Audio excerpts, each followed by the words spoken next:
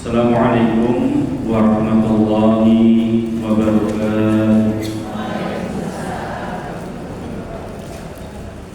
Alhamdulillahirabbil alamin.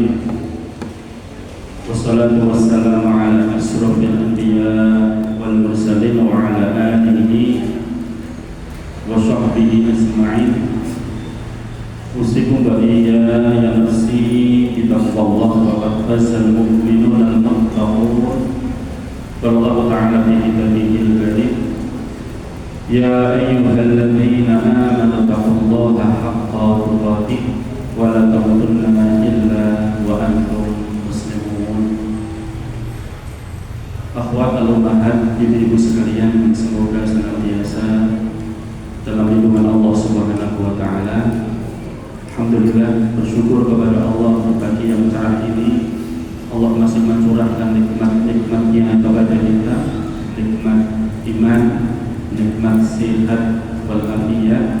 Kita sehat ya Bu? Alhamdulillah, sehat jasmani juga sehat rohani kita, selalu bahagia, hidup dibuat enjoy saja gitu ya Bu. Meskipun banyak masalah. Kalau sudah kumpul di pengajian seperti ini, kita merasakan ayam tentrem, nikmat ya Bu. Bagi bagaimana? Batu, boten insyaallah. Iya.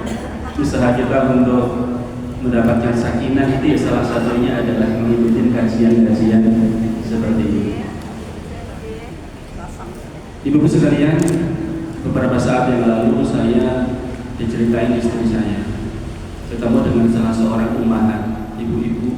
Dia cerita, Mbak, kajiannya Ustaz Godri yang terkira sudah tidak ada. Padahal untuk menghibur hati saya setelah ditinggal sama suami saya di rumah, saya ngikutin live kajian kitab terkira. Insya Allah saya jadi terharu ya. Saya sama sekali gak ngira ya kalau ternyata disiarkan kayak seperti ini sama Mas Ranu, Masya Allah ya. Itu ternyata banyak yang mengambil faedah, banyak yang mengambil manfaat di luar sana yang tidak bisa hadir di majelis seperti ini. Bahkan untuk menghibur hati mereka yang dalam keadaan sedang susah, sedang sedih, ditinggal mati sama suaminya. Karena isinya kan masalah bagaimana menjemput kematian dengan cara yang baik. Iya, mungkin dia terhibur dengan busyra, kabar-kabar gembira dari Rasulullah SAW bagi mereka yang meninggal dunia dalam keadaan husnul khotimah di alam barzah, nanti pada waktu di padang mahsyar, yaumul hisab, yaumul mizan, berada di atas sirat ini. Meskipun dia sedih ditinggal sama suaminya, dia merasa bahagia karena yakin insya Allah suaminya meninggal dalam keadaan husnul khotimah, apalagi syahid ini, dan kelak nanti akan mendapatkan nikmat dari Allah Subhanahu wa taala. Bahkan ada hakikatnya mereka tidak mati tapi hidup di sisi Allah Subhanahu wa taala. Karena itulah Bapak sekalian, kajian yang dulu pernah ibu-ibu sebagian mungkin ikut di Kanipolo, yang sekarang saya sudah misi, kita pindahkan ke sini. Untuk masalah fikih nikah saya kira cukup ya, sudah sampai kemarin ke masalah tolak ya, kita cukupkan saja. Karena kalau masalah pernikahan ada masalah, mesti setiap saat ada masalah. Nanti kalau ada memang masalah perlu konsultasi, langsung saja nanti konsultasi sama saya, baik lewat WA, nanti insya Allah kalau saya ada waktu saya jawab. Tapi kalau tidak ya nanti langsung jenengan datang ke pondok saya. Ternyata sama dia itu kan sekalian silaturahmi gitu, Pondok Pesantren Mahatali An-Nur itu dari Masjid Al-Aqsa Purbaya ke selatan kurang lebih 1 kilo. Tanya aja Pondok An-Nur, insya Allah tahu. Itu pondoknya saya, pondoknya Ustaz Mas'ud, pondoknya Ustaz Ashar, dan Ustaz yang lain itu dulu di situ. Kemudian untuk kajian kita hari Rabu yang ketiga ini kita lanjutkan kitab At-Tadhkirah yang dulu pernah kita kaji di Kanipolo gitu. Ibu sekalian,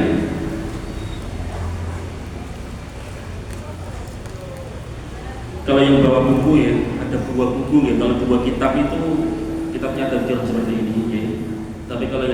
jilid itu yang kemarin di flyer itu warnanya hitam. Ini lebih lengkap, tapi sayangnya itu memang belum dipilah-pilah hadis dhaif, hadis maudhu, kadang-kadang seperti itu masih dicantumkan di sini.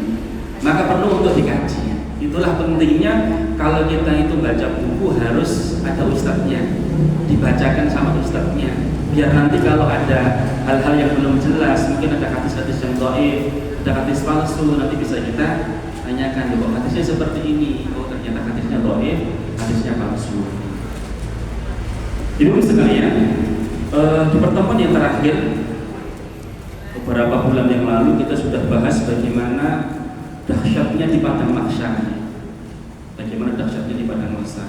Dan saya kira materi ini pas untuk ibu-ibu yang sudah 17 tahun ke atas ya. Kan kita semua tinggal menunggu kematian toh, Bu. Ya sudah umur 60 tahun ke atas rata-rata saya lihat. Tinggal nunggu jatah kapan diambil oleh Allah Subhanahu wa taala. Harapannya husnul khotimah ini. Betul-betul kematian tidak ada yang tahu kapan datangnya, Bu. Kemarin ibunya murid saya mulazamah hari Kamis itu, dia ditinggal mati sama bapaknya. Sampai hari ini belum move on ya. Kemarin suaminya mau ajak jalan safar ke Purbalingga belum boleh. Ini istri saya belum mau ditinggal karena belum bisa melupakan bapaknya yang meninggalnya dengan tiba-tiba. Semua meninggal tiba-tiba ya, Bu. Nggak mungkin pamit. Enggak, maksudnya itu kan sebelumnya ada yang sakit dulu, bahkan di ruang ICU lama, kan ada persiapan ya kita. Tapi kalau ini enggak, sama sekali nggak sakit. Pas sholat subuh dibangunkan sama istrinya, kok nggak bangun, terus dipanggilkan menantunya itu, teman saya di pondok itu langsung datang ke sana, dilihat ternyata sudah meninggal dunia. Dibawa ke Kustati, sudah meninggal gimana lagi?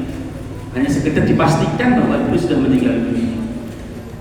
2 jam kemudian baru kemudian dibawa pulang.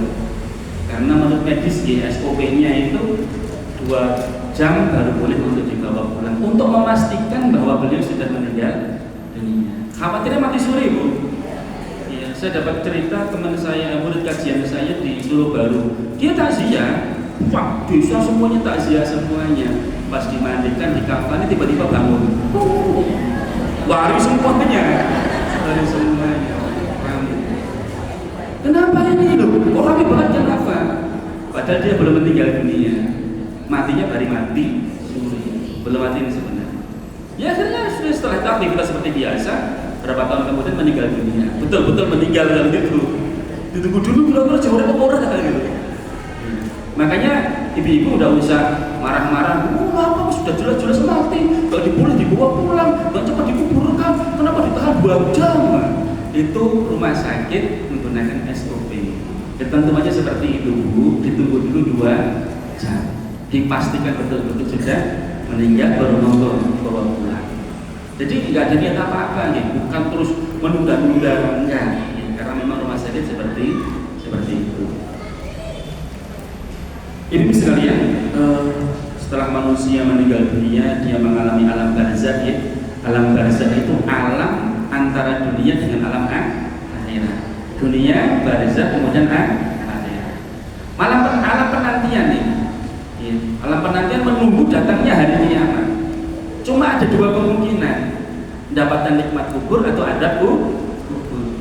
Yang meninggalnya pada zaman Nabi Nuh, ya nunggu sampai datangnya hari kiamat. Yang meninggalnya pada zaman Rasulullah Muhammad SAW, ya nunggu sampai datangnya hari kiamat.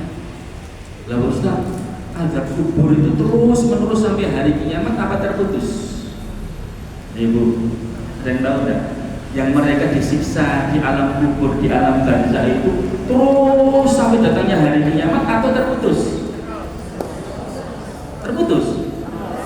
Terus menerus. Bagi orang-orang kafir, orang musyrik, orang murtad. Tapi bagi orang yang beriman, bertauhid kepada Allah Subhanahu wa taala, mereka disiksa oleh Allah menurut kadar dosanya. Menurut kadar dosanya. Kalau dosanya sudah habis, sudah. Nanti mereka tinggal tidur saja menunggu sampai datangnya hari kiamat. Jadi ternyata ada kubur itu merupakan salah satu cara untuk tamhis. Tamhis itu untuk membersihkan dosa-dosa seorang muslim. Dulu pernah saya kaji di Al-Usta ya, kajian di sana 10 cara Allah Subhanahu wa taala untuk membersihkan dosa-dosa hambanya di dunia, di alam barzakh, kemudian di hari kiamat. Di dunia dengan cara taubat istighfar, kemudian dipuji oleh Allah, dia sabar untuk menggugurkan dosa, dengan amal-amal saleh menggugurkan dosa. Di dunia kok ternyata belum habis dosanya. Ketika sudah meninggal dunia pun tetap Allah akan hapuskan dosa-dosanya karena kecintaan Allah kepada hambanya, orang yang beriman. Dengan cara apa? Didoakan oleh anak-anaknya, doakan oleh kaum muslimin ketika sholat jenazah, itu akan berguguran dosa-dosanya. Kok ternyata setelah didoakan masih ada dosanya, nanti disiksa di alam kubur. Pertanyaan-pertanyaan malaikat itu juga akan menggugurkan dosa-dosanya. Nah kalau nanti ternyata kok di alam kubur sudah rampung gitu, dosa-dosanya sudah habis, ya nanti akan diberi kemudahan, hisab diberi kemudahan, pas mizan ditimbang amalnya diberi kemudahan, melewati sirat juga diberi kemudahan. Tapi kalau belum ya nanti harus dihisab dulu, nanti ditimbang dulu melewatin jembatan di atas neraka jahanam, apakah masuk surga atau masuk neraka. Dan dahsyatnya hari kiamat itu sekalian, dahsyatnya di padang mahsyar itu juga merupakan sarana untuk menghapuskan dosa-dosa.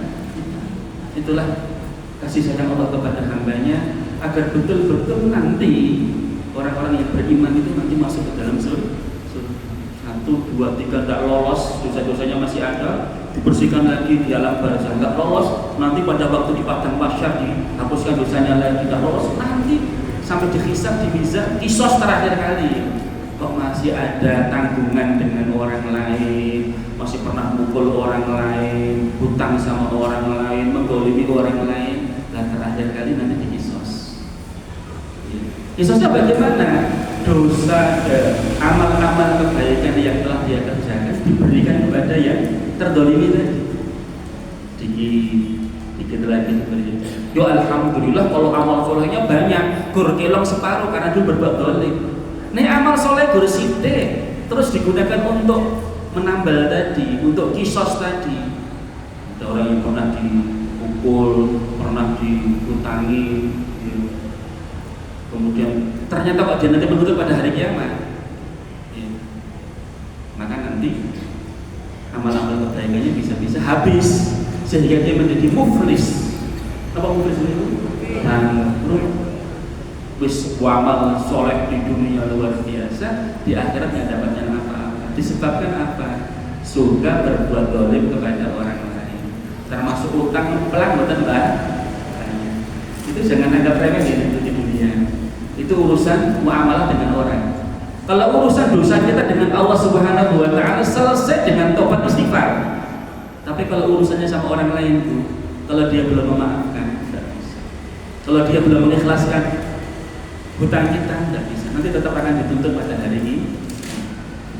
Yo alhamdulillah kalau amal soleh kita banyak, bisa untuk menutup tadi. Bisa aku utang sama dia, wis tak tutup dengan amal soleh saya di akhirat nanti. Kalau ternyata amal solehnya habis, gimana bu? Dosa-dosa orang yang terdolimi tadi, yang dirugikan tadi itu ditimpakan kepada orang yang mendolimi, yang menganiaya, yang berbuat tidak baik kepada orang ini. Ada dosanya nolong pindah itu, mungkin bisa ditutupin segera nanti pada hari kiamat. Kalau dosanya korupsi, kayak korupsinya bukan sekedar 10 juta, 100 juta, miliaran, triliunan tuh. Yang akan menutup gimana? Tadi barusan saya di masjid nunggu lihat videonya Cak Nun. Mas Cak Nun ya, MHI itu nanti. Jangan anggap remeh kalian wahai para koruptor di negeri ini. Mungkin hari ini kalian tidak merasakan. Bulan depan, tahun depan, beberapa tahun ke depan pasti Allah Subhanahu wa taala akan memberikan balasannya cepat atau lambat. Kalau bukan kepada kalian, kepada anak cucu kalian nanti yang akan dibalas oleh Allah Subhanahu wa taala. Karena kalian telah membolimi berapa banyak orang. Telah mengeruk harta negara ini sehingga menjadi miskin papa, banyak utangnya. Itu Bu. Hari ini Indonesia ini kaya raya deh. Gemah Ripalo Jinawi ini. Kenapa kok hutangnya semakin banyak? Itu karena banyaknya para koruptor. Maka kemarin itu pas 17 Agustus tuh, pas Agustusan itu kan ada guyonan perlombaan yang paling pas, yang paling relevan itu nopo. Anten sing makan kerupuk, anten sing napa diku masukkan botol dalam pensil ini. Pensil dalam botol kuwi. Ada yang karung balap gitu ya, balap karung. Ada yang tarik tambang. Yang paling pas itu sekarang ini tarik tambang. Waduh, tambang-tambang itu ditarik semua masuk ke Indonesia. Tambang-tambang ditarik semuanya, yang kelola itu Indonesia.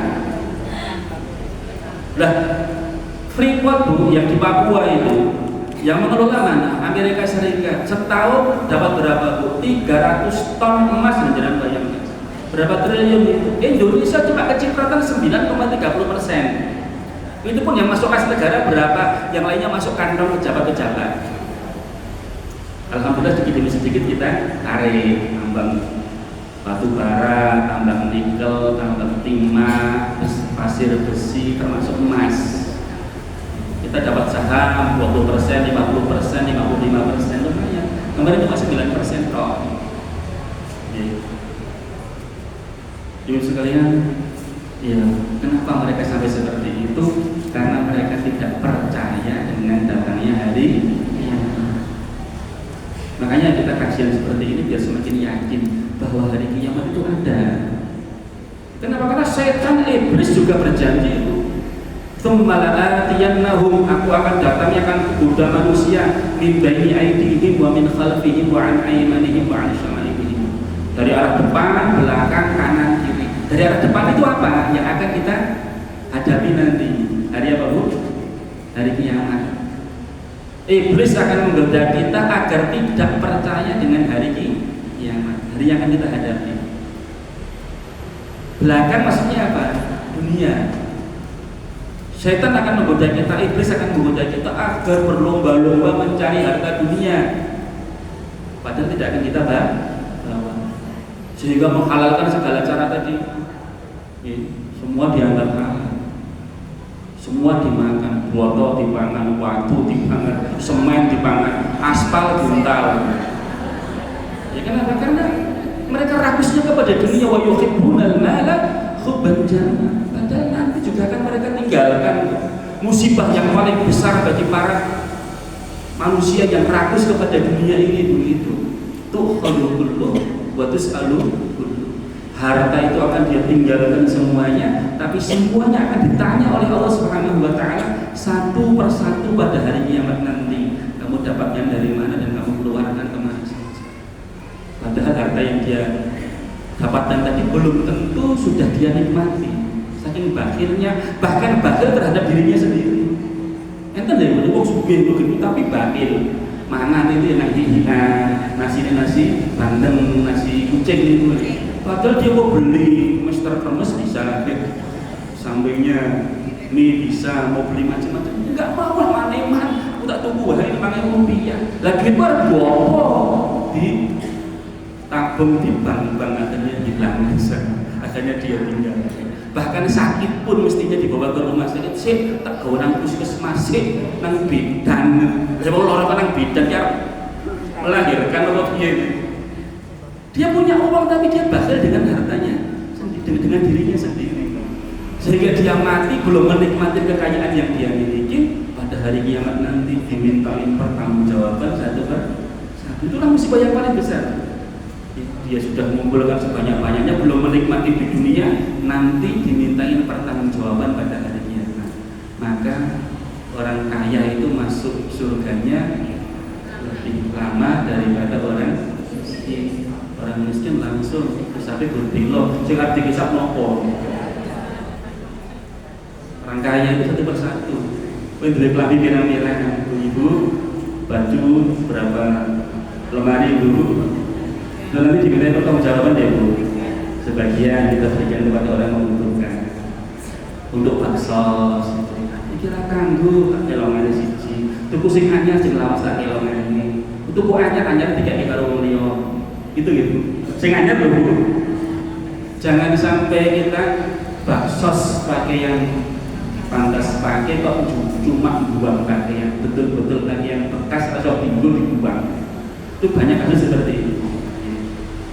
Kalau memberikan pakaian pantas pakai itu yang betul-betul pantas pakai, bisa dipakai, itu akan membahayakan orang lain, insya Allah.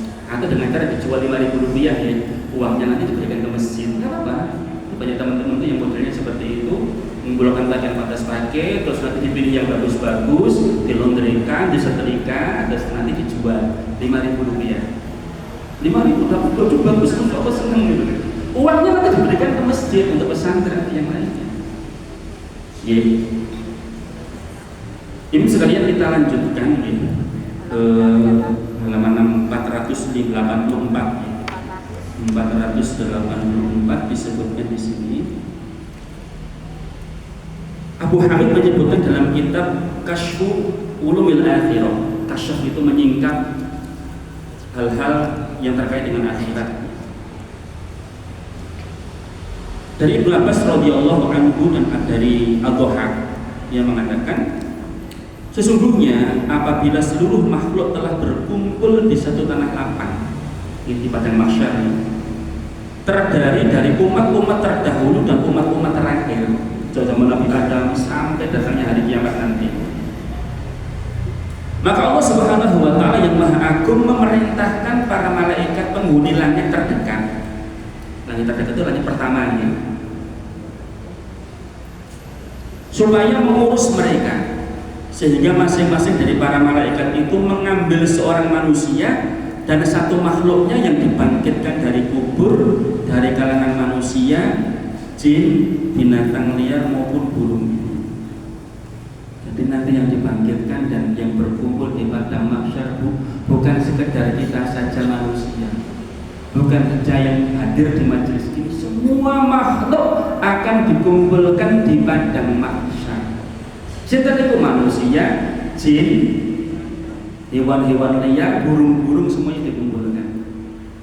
Satu malaikat membawa satu manusia, satu hewan, satu jin.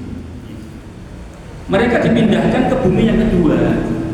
Kan nanti setelah kita di padang mahsyar itu bukan dikumpulkan di bumi seperti ini, Bu.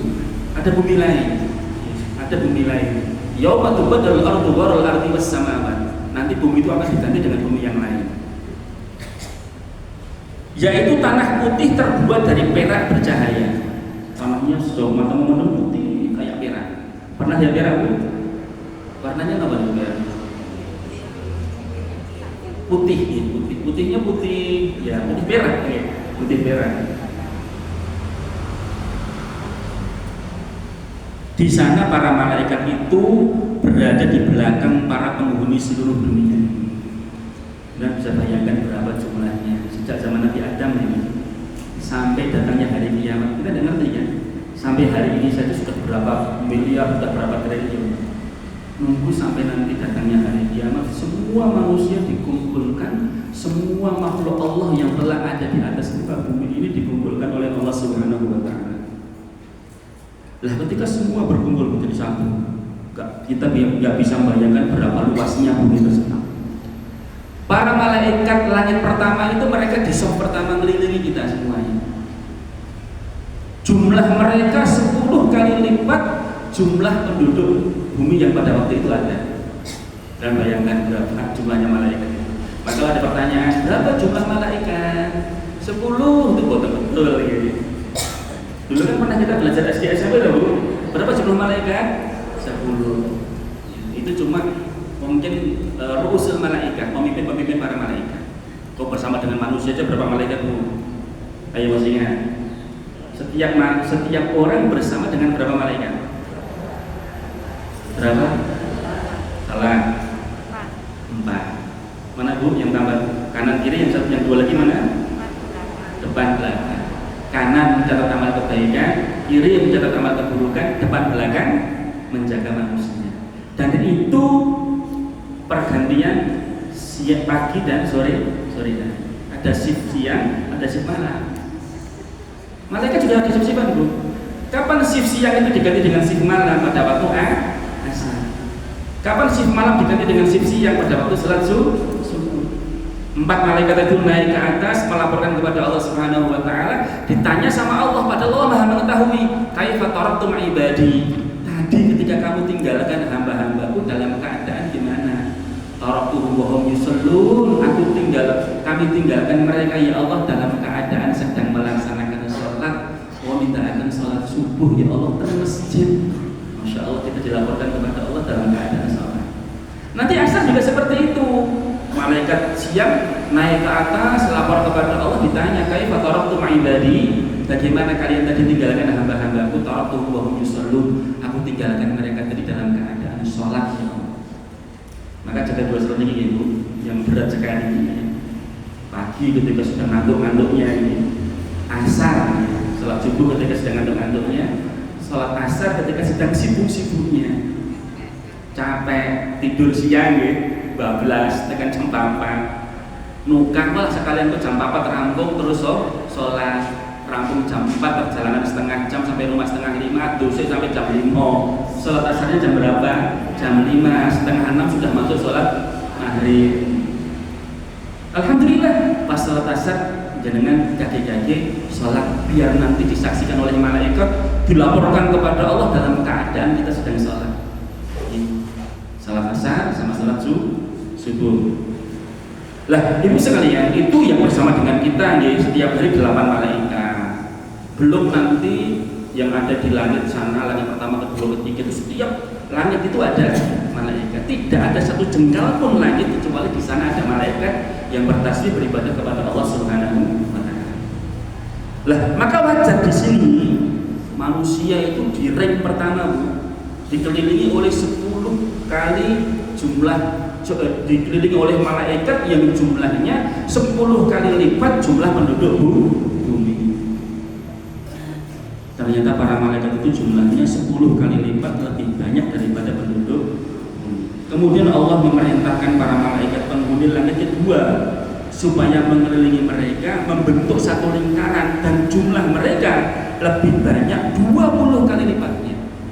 Gambarannya kita nih Ibu, ini kan manusia nih, bukan manusia, seluruh makhluk gitu.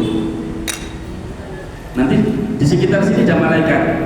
Langit pertama jumlahnya 10 kali lipat. Rank kedua di belakangnya lagi ada malaikat lagi, jumlahnya 20 kali lipat. Rank ketiga nanti juga ada malaikat lagi, jumlahnya berapa? 30 kali lipat. Dari langit yang ketiga. Langit keempat turun malaikat, jumlahnya 40 kali lipat jumlah seluruh penduduk bumi. Sampai rank 7. Dengan bayangkan, kira-kira mampu nggak manusia melarikan diri menembus malaikat tersebut? Tidak mungkin. Dijaga. Jangan bayangkan kalau di dunia itu kan pas demo di depannya itu ada polisi, brimob, rank 1, rank 2 belakangnya, rank 3 dijempol, nggak bisa. Itu baru di bumi. Belum lagi nanti di hari kiamat pada waktu di padang mahsyar. Terakhir, ring terakhir itu yang melalui manusia itu jumlahnya malaikat 70 kali lipat jumlah penduduk bumi yang ada di tengah-tengahnya tadi. Sementara itu manusia dan makhluk-makhluk lainnya berada di tengah lingkaran barisan-barisan para malaikat tersebut. Mereka saling berdesakan dan berhimpitan sehingga satu kaki mereka terinjak oleh 1000 kaki orang di atasnya, saking padatnya kerumunan. Pada waktu apa nih kita kumpul dua-duanya gitu. Misalnya pas latih, pas nonton bareng banyak dahulu orang jumlahnya tumpah-tumpah di situ. Pas acara dulu di Jakarta 212 nih, yang pernah ikut itu. 2 kali ikut itu alhamdulillah. Masya Allah jumlah manusia, lautan manusia luar biasa, berdesak-desakan masuk keluar, mengucapkan takbir Allahu Akbar, Allahu Akbar. Itu baru di dunia, itu baru sekian persen penduduk dulu. Dan nanti seluruh manusia sejak zaman Nabi Adam sampai datang hari kiamat dikumpulkan jadi satu. Makanya tadi disebutkan di sini satu kaki terinjak 1000 kaki orang di atas. Saking padatnya kerumunan pada waktu itu.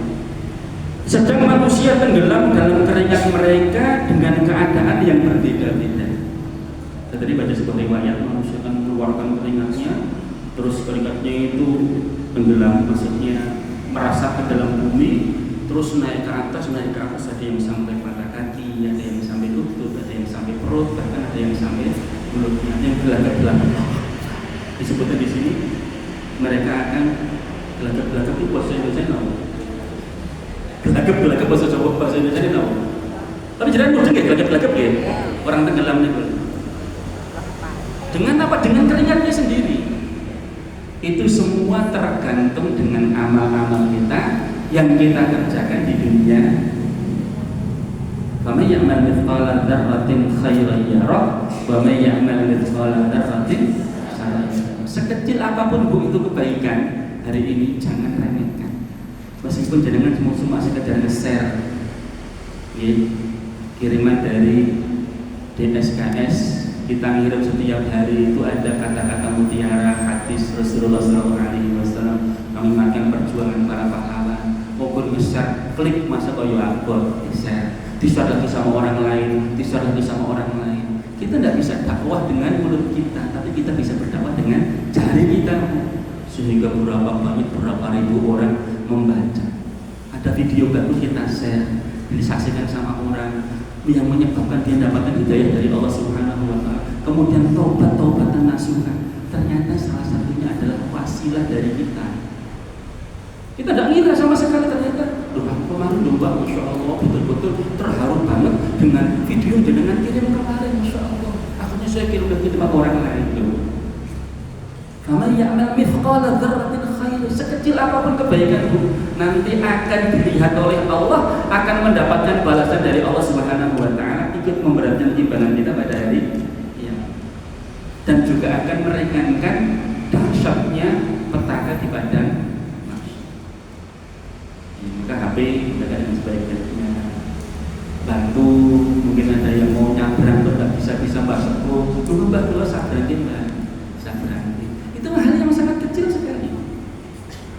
Enten di napa niku di jalan kok ada rintangan, enten oli napa enten paku diambil. Siapa tahu nanti gara-gara paku ini orang kemudian bannya kena paku. Pakai motornya bukan sekedar vario, emek ini. Nuntun itu ya Allah. Tambal ban itu jumlah kok lebih banget sekilo di tengah nuntun tuh. Gara-gara apa? Pak. Saya punya teman itu rumahnya Delanggu dulu. Nuntun sepeda motor itu dari Simo ya. Malam hari karena dia nggak mau ganggu orang, dia juga takut kalau minta bantuan. Dituntun sendiri dengan kan Simo kan jalannya begitu. Simo Boyolali dengan sampai ke Delanggu. Malam hari itu tengah malam. Boleh jadi gara-gara ada kerikil, ada paku, ada hal yang menghalangi seseorang, akhirnya dia harus berjalan di kegelapan malam dari Simo untuk sepeda motornya sampai ke dalam. Jadi sekalian, sekecil apapun amal salah kita akan dilihat oleh Allah Subhanahu wa Ta'ala. Ada yang sampai ke dagu, dada, pinggang dan lutut keringat tersebut. Dan ada juga di antara mereka yang hanya terkena keringat sedikit. Jadi keringat itu sedikit banget sih betul ini. Seperti orang yang duduk di bak mandi. Di bak mandi, terus katoknya terus bawa aku mau lengan bak mandi. Jadi keringat itu segitu tau. Bahkan Masya Allah ada juga yang hanya basah seperti orang yang terpecik air minumnya saat kehausan. Saat minum kehausan. Contohnya ini. Tapi orang kotak gini kan ya, coba sini. Ini pasti gini nih Bu. Alhamdulillah, ketika rusak nih Pak nih. Kenapa? Amal-amal solehnya ketika di dunia lebih banyak dari amal Bu. Jadi kita nanti bisa menentukan apakah nanti saya akan tenggelam dengan air keringat saya atau saya hanya dapatkan air keringat seperti ini, tergantung dengan amal kita di dunia ini. Ya. Saya tambahkan dari buku Petaka Padang Mahsyar ini. Dulu saya terjemahkan ngedit buku-buku di Pustaka Al-Qawam. Terus teman saya ngedit itu ketika meneliti buku Petaka Padang Mahsyar dia nangis. Itu Tunggu Mas Nafis, saya namanya orang edit kan baca satu persatu, satu huruf, satu kata loh. Satu persatu saya baca buku ini, saya nangis betul. Merasakan kalau ketika berada di padang mahsyar kayak apa. Maka diberi judul Petaka Padang Mahsyar. Di sini disebutkan detik-detik ketika seorang itu berada di padang mahsyar. Ini adalah sebuah kondisi yang sangat keras, sulit dan berat bagi seluruh manusia. Semua jasad manusia berhimpitan sehingga hampir saja telapak kaki tidak mendapatkan tempat pijakan. Mari masing-masing kita, mari kita menghayal, mari kita memikirkan, mari kita membayangkan bagaimana dahsyatnya padang mahsyar. Manusia dari awal sampai akhir dikumpulkan semuanya dalam keadaan telanjang, dalam keadaan tidak berkhitan, dalam keadaan tidak menggunakan sepatu, tidak menggunakan sandal, padahal panasnya luar biasa, matahari di atas kepala manusia. Betul-betul dihinakan oleh Allah Subhanahu wa Ta'ala. Yang dulu sombong dengan baju kebesarannya, mereka yang sombong dengan tas yang harganya 5 juta bahkan 10 juta, mereka yang sombong dengan sepatunya yang harganya 50 juta. Ya tentu para artis-artis itu nanti pada hari kiamat ditelanjangin semuanya, kakinya tidak pakai alas kaki, terus berhimpit-himpitan seolah-olah tidak ada tempat untuk berpijak.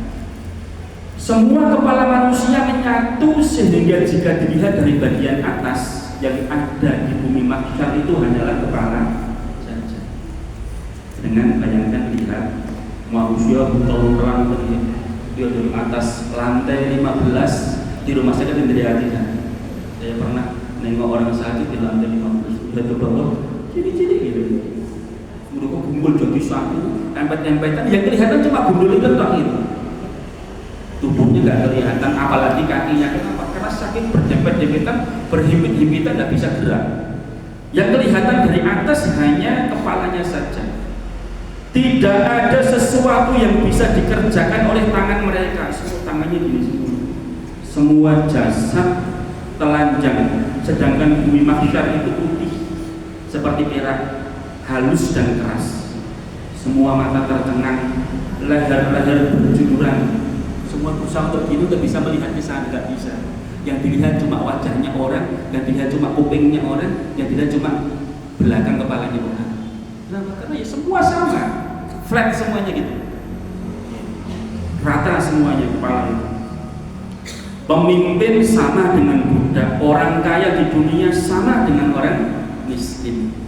Yang dulu mengaku sebagai polisi dunia, super power dunia, yang dia bisa bertindak semena-mena kepada saudara-saudara kita yang lemah seperti di Palestina, di Afghanistan dan di beberapa tempat. Nanti tunggu pada hari kiamat. Ini kan ada sebuah ungkapan, tunggu pengadilan kiamat. Kalau hari ini kita tidak bisa membalas mereka, tunggu pada hari kiamat. Tapi kita yakin, insya Allah saudara-saudara kita di Palestina cepat atau lambat nanti akan mendapatkan kemerdekaan. Yakin Bu? Yakin.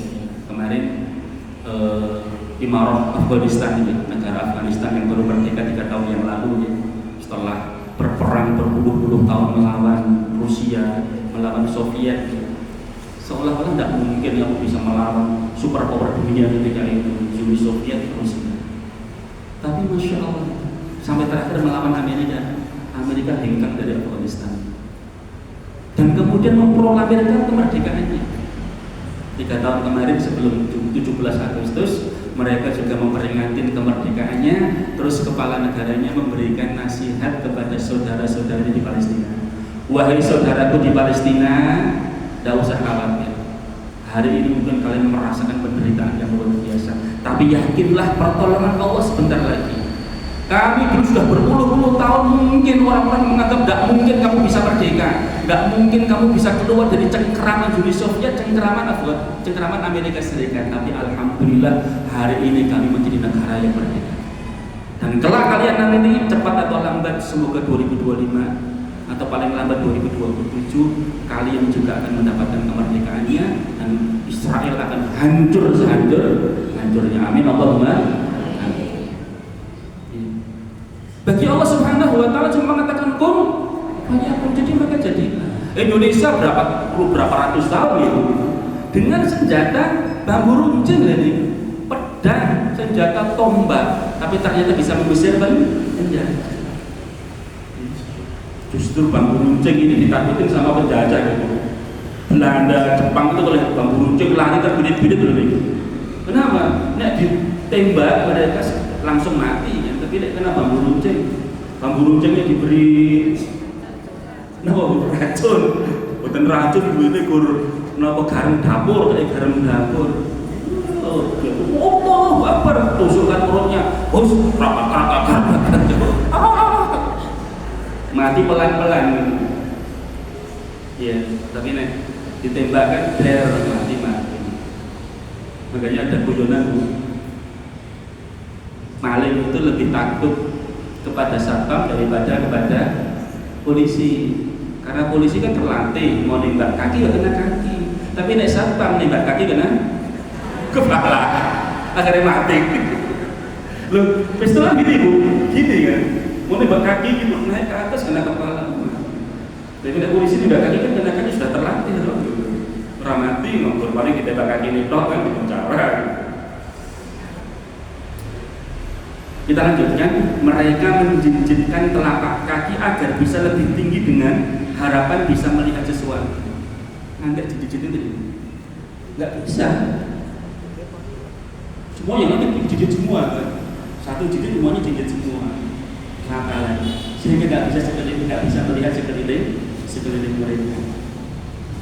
Namun ternyata mereka tidak dapat melihat sesuatu pun kecuali kepala. Loh, kepalanya orang-orang. Dan matahari yang membakar jasad mereka dan kepala mereka yang telanjang. Kira bayangkan, kena panas matahari hari ini berapa kilometer di atas kepala kita? 90 juta kilometer aja. Pas panas-panasnya itu jangan merasakan meliung bahkan meliung panasnya kayak seperti ini langsung bersih. Karena pada hari kiamat itu didekatkan di atas kepala kita. Di sini disebutnya kesedihanlah yang selalu meliputi hati mereka. Rasa sakit mengoyak-oyak jiwa mereka dan penyesalan selalu menyala di dalam jasad mereka seperti halnya api yang membakar mereka. Tidak ada seorang pun yang sempat melihat atau memperhatikan orang lain. Masing-masing sudah sibuk dengan urusannya sendiri-sendiri. Dekatnya matahari di atas kepala manusia itu dirasakan tangan bisa. Tapi kok pertanyaannya, kenapa tidak membakar manusia? Kenapa manusia tidak meleleh pada waktu itu? Rasulullah mengatakan dalam sebuah riwayat disebutkan, kalau seandainya matahari pada hari kiamat itu diletakkan di dunia hari ini terbakar semuanya. Tapi kalau di padang mahsyar enggak. Mereka hanya sekedar merasakan panas dan mengeluarkan keringat. Kok tidak sampai terbakar, tidak sampai meleleh, padahal matahari di atas kepala mereka cuma 1 mil. 1 mil itu ada yang mengatakan mil itu seperti alat untuk mencelak mata. Cuma segini nih. Atau 1 mil itu jarak perjalanan kurang lebih 1,6 km. Jangan bayangkan. Pertanyaannya kenapa kok tidak sampai meleleh, tidak terbakar pada waktu itu? Padahal tubuh manusia paling gede berapa kilo? 1 second ya. Ada yang punya suami 150 kg beratnya. Atau ada ibu-ibu yang beratnya 150, 180. Misalnya paling banter segitu. Tingginya paling banter berapa?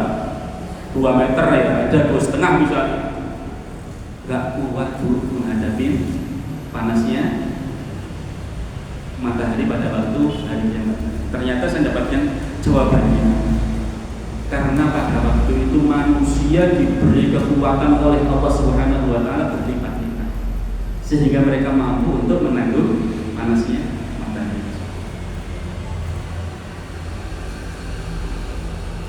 Masing-masing sudah sibuk dengan urusannya sendiri, sekalipun di sampingnya terdapat seorang yang paling mulia dan paling dia segani ketika dulu di dunia. Mungkin presidennya, mungkin ini adalah pemimpinnya dulu yang telah memberikan bantuan kepada dia, memberikan gaji sebanyak-banyaknya kepada dia. Pada hari kiamat nanti, sampingnya dia tidak bisa nolong apa-apa. Jangankan cuma pemimpinnya, bapaknya, ibunya, anak kandungnya juga nggak bisa berbuat apa-apa. Rasulullah sudah tidak bisa memberikan pertolongan kepada anaknya Fatimah pada waktu di padang mahsyar ini. Ketika itu tidak ada lagi pertalian nasab, persahabatan, kekerabatan, persaudaraan, hubungan sesama anak maupun hubungan sebagai bapak. Masing-masing orang terasa asing dengan yang lain. Le, aku ki bapakmu le. Kowe lali karo aku to. Sinten jenenge? Sugeng dahsyat pada waktu itu. Mas aku ki adikmu Mas. Gak ada yang ingat dengan adiknya, dengan kakaknya, dengan bapaknya, dengan ibunya. Padahal di dunia Masya Allah sayangnya luar biasa. Mau minta apapun tak berikan semua, tak berikan semua Mas. Tapi pada waktu di padang mahsyar, fala ansa wa bainahum. Semua orang hanya memikirkan dirinya sendiri dan masing-masing orang ingin menyelamatkan dirinya sehingga tidak lagi sempat memikirkan yang lain. Wah, sulit sekali dibayangkan Ustaz. Yang mudah dibayangkan ketika gempa bumi kemarin itu. Dengan merasakan nggak gempa bumi? Gempa bumi Jogja merasakan betul? Dia tuh sampai sini tuh. Saya sudah ingat pagi hari habis lari-lari meletakkan sepatu langsung goyang gini. Teriak istri anak keluar semua. Lihat berita sudah. Itu di Jogja nih dekat dengan kita. 2004 itu tsunami, 2006 di Jogja. Masih terngiang-ngiang di kepala kita. Yang di dekat dengan pantai tsunami, takutan semua. Saya kemarin pas naik Grab itu ngobrol sama drivernya. Bapak jalannya putih Pak, saya makan gaji. Tapi asli saya Klatennya itu yang dulu pusat gempa itu di kiri. Mana ganti warna gitu. Dulu pas gempa di mana Pak? Saya pas gempa di Makam Haji. Saya tahu tuh Pak dari Jakarta dengan Jakarta. Katanya ada gempa dan pusatnya itu diganti warna depan jalan. Langsung saya naik mobil pulang ke rumah untuk mengetahui keadaan keluar. Terus di jalan saya lihat bangunan-bangunan hancur, mayat-mayat bergelimpangan di jalan. Dan saya lihat mayat-mayat itu diikat dengan tali. Mayat diikat dengan tali terus diikatkan lagi dengan pohon-pohonan, dengan tali-talian, dengan cagak tinggi itu. Saya apa? Karena mereka takut, khawatir keluarga mereka yang sudah meninggal dunia itu takut kena tsunami. Masih terbayang mereka itu kemarin di Aceh ini. Kenapa Bu? Astagfirullahaladzim. Dia cerita sendiri. Betul-betul tidak punya hati Ustaz. Pada waktu itu ketika terjadi gempa, bangunan-bangunan hancur, mayat bergelimpangan, itu apa yang terjadi? Tsunami sudah. Dalam pikiran mereka khawatir kena tsunami, semua naik mobil, naik truk, semuanya lari meninggalkan rumah mereka, meninggalkan harta kekayaannya. Tidak lama kemudian datanglah truk, ngambil kulkas, ngambil motor, astagfirullahaladzim, rampok. Yang cerita budi saya nggak mau lari, belum saya di sini, saya mau nunggu toko saya ini. Dia nggak mau lari, nunggu toko datang situ pengen, jangan diambil, saya pemiliknya. Lari mereka ke tempatnya mereka, yang bersaksi budinya tadi sudah jatuh tertimpa. Jadi ini sebenarnya juga bisa berpikir jernih itu bilang orang tsunami, lari semua. Loh, ini dibilang tsunami ya, kalau betul-betul tsunami ya Jogja sudah habis ya. Klaten sudah habis kan. Prambanan ini ganti warna jauh lele ada bukit-bukit ada gunung. Bahkan tempat istri saya di Karangkuri itu juga sama waktu subuh. Tsunami langsung naik truk lari semuanya sampai ke sini ke Gendang. Sampai kita buat kemah di situ. Ya Allah, itu dahsyatnya baru gempa udah seperti itu. Apalagi nanti hari ini. Dalam surat Al-Mu'minun ayat ke-101 disebutkan, "Fa'idza nufikha fis-sur fala ansaba bainahum yawma idzin wa la yatasaalun." Surat Al-Mu'minun ayat 101 ya. Apabila sangkakala ditiup maka tidak ada lagi pertalian nasab di antara mereka pada hari itu dan tidak ada pula mereka saling Al-Mu'minun ayat 101. Ini dahsyatnya hari kiamat, juga dahsyatnya nanti di padang.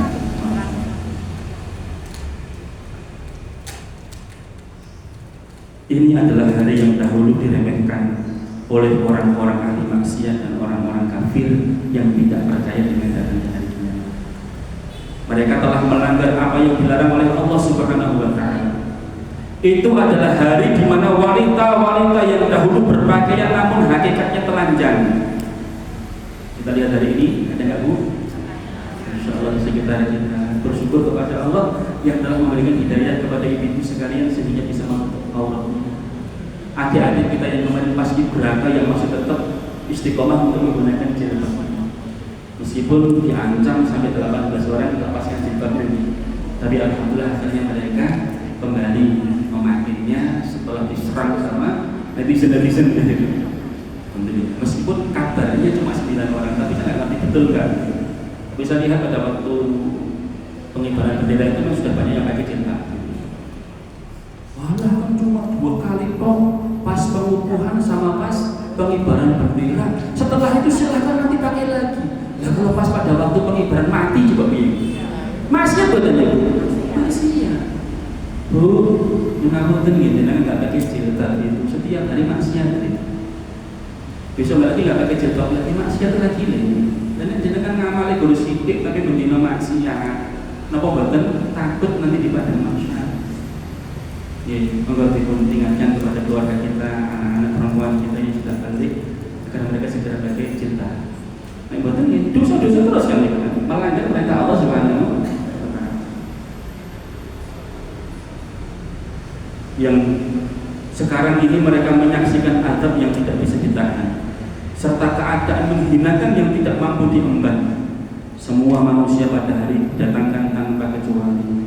Orang yang bermalas-malasan, orang yang suka mencemooh, orang yang suka menodai harga dirinya, orang yang sombong, antek-antek, orang yang dolim, orang yang makan harta riba, yang berzina, orang yang makan daging manusia dengan cara riba, orang yang dusta, orang yang munafik, dan semuanya didatangkan tanpa kecuali untuk menghadap Allah Subhanahu wa taala yang maha kuat, yang maha perkasa, yang maha mengetahui apa yang telah mereka kerjakan semuanya, dan masing-masing orang akan dimintai pertanggungjawaban oleh Allah Subhanahu wa taala. Demikian misalnya sedikit gambaran tentang dahsyatnya di padang mahsyar. Semoga semakin menambah iman dan takwa kita kepada Allah Subhanahu wa taala. Sekecil apapun dulu sekarang ya, semampu kita, kalau kita bisanya ngajak orang, kita ajaknya dengan HP, coba ngirim nasihat-nasihat, kita beri nasihat kepada mereka. Semoga itu semuanya sebagai sarana dari kita untuk mendapatkan kebahagiaan nanti di padang mahsyar. Ini sekalian, tidak usah kita terlalu mengejar rezeki, karena rezeki sudah ditentukan oleh Allah. Ajal pun sudah ditentukan oleh Allah Subhanahu wa taala. Yang belum jelas itu apakah kita nanti husnul khotimah atau su'ul khotimah. Apakah kita nanti masuk ke dalam surga atau neraka, namun ini. Maka kita hanya bisa berusaha bismillah. Di dunia ini masih ada kesempatan untuk memperbanyak amal kebaikan, untuk saling mengingatkan agar kelak nanti menjadi bekal kita pada hari kiamat nanti. Demikian alhamdulillah rabbil alamin. Assalamualaikum warahmatullahi wabarakatuh.